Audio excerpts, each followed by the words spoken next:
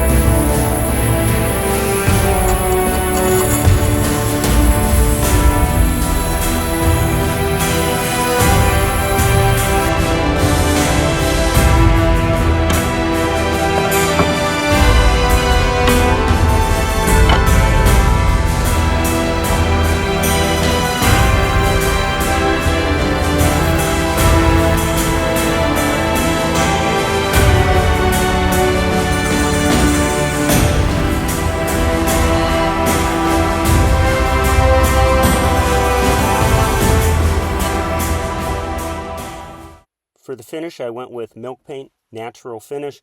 That way, if you end up getting assaulted by these swords, you don't need to worry about any of those nasty VOCs, petroleum distillates, or seed oils.